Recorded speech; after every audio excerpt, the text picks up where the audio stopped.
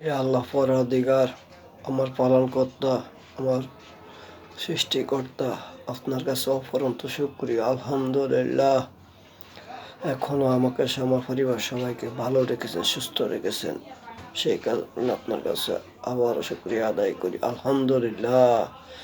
হে আল্লাহ, আপনার অশেষ রহমতে, আপনার কুদরতি হাতে, আপনার দয়ায় আজকে থেকে আমি সুদের থেকে মুক্তি নিলাম।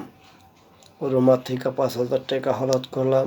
বিপ্লবকে বললাম সামনের মাসে বাড়া দিস না, সে তার থেকে 2,000 টাকা নিলাম।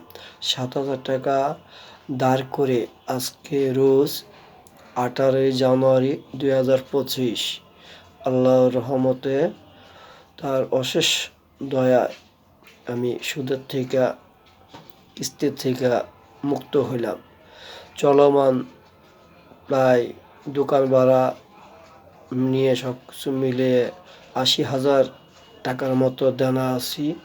আল্লাহ রহমতে আশা করি রোজার ঈদের আমার এই ঋণগ্রস্ত থেকে আমি মুক্ত হব ইনশাআল্লাহ। আল্লাহ আমার উপর অবশ্যই দয়ালু হবে। আমার বড় ছেলে আমার পাওনা দাওনা, সাংসারিক খরচ, বাসা ভাড়া ও কোনো কিছুই তার খোঁজ খবর নেই। সে শুধু মান্তি করা 5,000 টাকা তার খাবার বাবদ শুধু আমার সংসারে দেয়। তাছাড়া আমার আরও 3 ছেলে যে আছে, তার ছোট ভাই আছে, তাদেরকে 2 টাকার একটা চকলেটও আজও পর্যন্ত সে দেয় নাই। না আমার ঘরে আসবাবপত্র কোনো কিছু সে জোগাড় করে। সে ঘুমায়, কম্বলের একটা কভার, সেই কভারটা পর্যন্ত সে বানায় না, তার লাগবে না। আসবার ফার্নিচারের কথা তো বাদই দিলাম। নিত্যদিন লুঙ্গি, গামছা এগুলোও সে ব্যবহার করে, এগুলোও কিনে না। শুধু তার প্যান্ট গেঞ্জিটা সে কিনে, আর অন্য অতিরিক্ত কোনো কিছু সে সাংসারিক জন্য কিনে না। এমন 2টা টাকার চকলেটও তার ভাইদেরকে কিনে দেয় না। আর আমাকে মন খুশি মতো অতিরিক্ত 500 কোনো টাকা দেয় না। যে টাকা হাওলাত নেই, মাস শেষে সেই টাকা আবার কেটে রেখে বাকি টাকা 5,000 পূরণ করে দেয় কেটে। তো এই হলো বিপ্লব, আমার বড় ছেলে। তার সংসারের দায়িত্ব এইভাবে সে পালন করতেছে। হ্যাঁ, সে বন্ধু বান্ধব, মেয়ে লোক নিয়ে সে সারাদিন ব্যস্ত থাকে। হ্যাঁ, সংসারে কি খাইলাম, কি করলাম, কীভাবে দিন যাচ্ছি, তার এগুলো কোনো মানে, সে তার ভবিষ্যৎ, ভালোবাসা, প্রেম প্রীতি এইগুলা নিয়ে সে ব্যস্ত, ভবিষ্যৎ নিয়ে ব্যস্ত। বাপ মা, ভাই বোন গঙ্গার জলে যাক, মরে যাক, সমস্যা নেই। যাক, আল্লাহ ভরসা।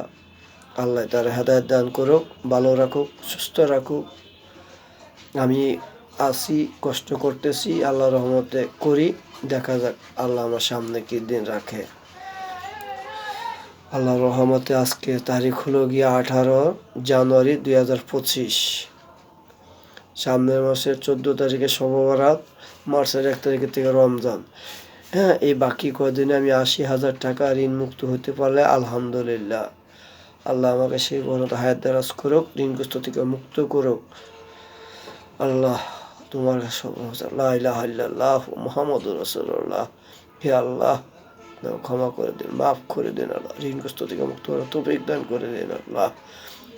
আলহামদুলিল্লাহ, আমিন।